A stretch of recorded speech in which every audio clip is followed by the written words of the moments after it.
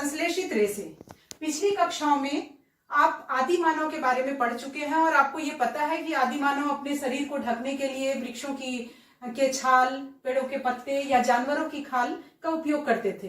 परंतु सभ्यता के विकास के साथ साथ धीरे धीरे वस्त्र का निर्माण हुआ और हम अलग अलग ऋतुओं में अलग अलग प्रकार के वस्त्र का उपयोग करते हैं। बनते कैसे हैं इसे जानने के लिए यदि हम कोई कपड़ा लें और इसका कोई ढीला धागा बाहर निकाल लें, खींचे, तो पता चलता है कि धागों के दो सेट को व्यवस्थित करने से वस्त्र का निर्माण होता है। इस प्रकार हम देखते हैं कि वस्त्र बनता है धागा से और धागा बनता है तंतु से।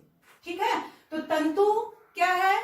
तंतु ही कहलाता है रेशे। जैसे ये कपास का रेशा है, ये नारियल का रेशा है, ये नायलॉन की रस्सी है। तो हमारे आसपास बहुत अलग अलग प्रकार के तंतु या रेशे पाए जाते हैं। तो इस तरह हम कह सकते हैं कि प्राकृतिक या कृत्रिम पदार्थों से बने पतले तंतु को रेशे कहते हैं। अब इन रेशों को हम दो भाग में बांट सकते हैं, प्राकृतिक रेशे और कृत्रिम रेशे। प्राकृतिक रेशे जैसा कि नाम में ही स्पष्ट है, अर्थात ये प्रकृति की देन है।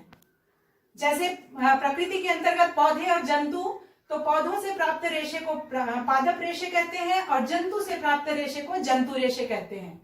पादप रेशे अर्थात जो रेशे पेड़ पौधों से प्राप्त होते हैं, इसके अंतर्गत कपास, जूट और नारियल, ये अलग अलग पौधे हैं जिनसे अलग अलग प्रकार के तंतु प्राप्त होते हैं। उसी प्रकार जंतु रेशे में रेशम का कीट से रेशम मिलता है, ऊन अलग अलग जंतुओं से जैसे भेड़, याक, ऊंट आदि जंतुओं से प्राप्त होता है।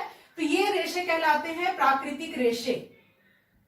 पुराने समय में लगभग प्राकृतिक रेशे का ही मनुष्य उपयोग करता था। पिछले 100 सालों से ही कृत्रिम या संश्लेषित रेशे का निर्माण प्रारंभ हुआ है। इसके पूर्व जो रेशे हम उपयोग करते थे वो प्राकृतिक ही थे। तो कृत्रिम रेशे को ही कहा जाता है संश्लेषित रेशे या मानव निर्मित रेशे। कृत्रिम रेशे में सबसे पहले रेयान। रेयान एक तरह का कृत्रिम रेशम है।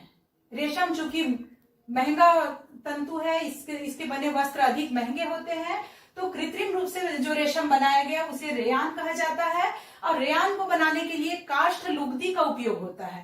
काष्ठ लुगदी माने लकड़ी के गुदे, और चूंकि ये पौधों का ही उत्पाद है, अर्थात हम इसको पूरी तरह कृत्रिम नहीं कह सकते, लेकिन उन काष्ठ लुगदी में रासायनिक पदार्थों के उपयोग से, उसके उपचार से रेयान का निर्माण होता है।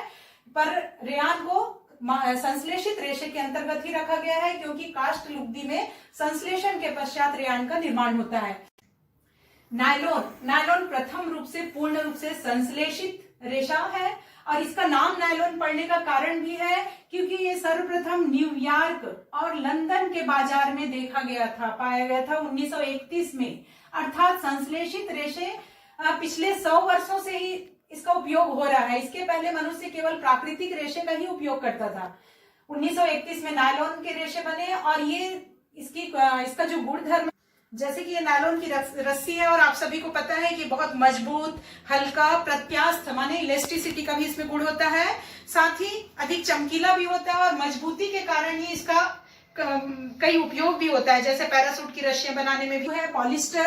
पॉलिस्टर अर्थात एस्टर का बहुलक है ये, और पॉलिस्टर के अंतर्गत टेरिलिन सबसे महत्वपूर्ण पॉलिस्टर है। इसी तरह पॉलीवूल होता है, जो पॉलिस्टर में ऊन को मिलाकर पॉलीवूल बनता है। पॉलिस्टर में सूती धागा मिलाकर पॉलीकॉट बनाया जाता है। और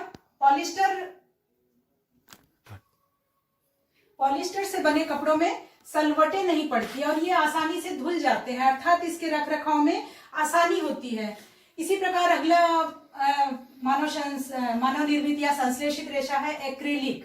एक्रिलिक का अर्थ है ये एक तरह का कृत्रिम ऊन है। प्राकृतिक ऊन तो जंतुओं से मिलता है, लेकिन कृत्रिम ऊन को कहा जाता है एक्रिलिक, और ये संश्लेषित रेशा है। तो इस प्रकार हम देख रहे हैं कि हमारे आसपास जो रेशे हैं उनको प्राकृतिक और कृत्रिम दो अलग अलग प्रकार में बांट सकते हैं।